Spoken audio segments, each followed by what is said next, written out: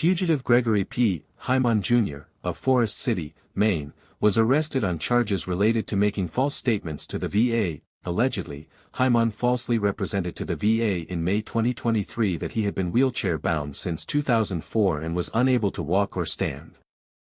However, Hyman was documented and recorded walking and standing without the assistance of any mobility devices on numerous occasions. Portland, Maine, the U.S. Marshals Service, USMS, Maine Violent Offender Task Force, MVOTF, announces the arrest of Gregory Hyman, 51, on a federal arrest warrant for making false statements.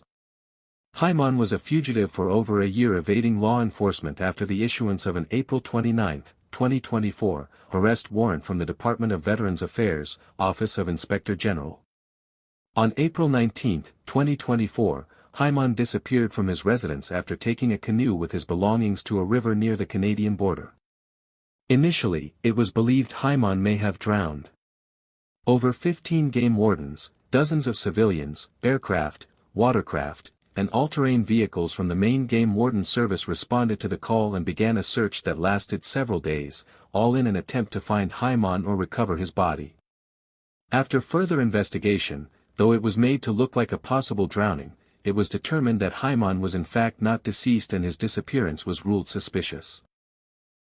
For over a year, investigators from state, local, and federal agencies conducted interviews and followed up on leads to learn the whereabouts of Hyman.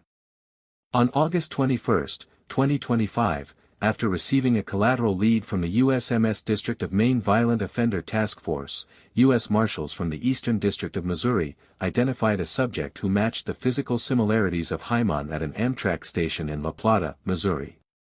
The subject, who initially gave a false name, was then positively identified as Hyman and taken into custody. Hyman will return to the state of Maine, pending his extradition to face federal and possible further state charges.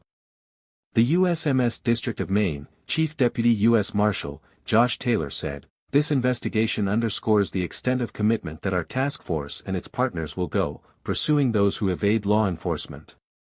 Fugitives will find no refuge. If you're wanted, regardless of location, we will find you, you will be apprehended, and you will be brought to justice."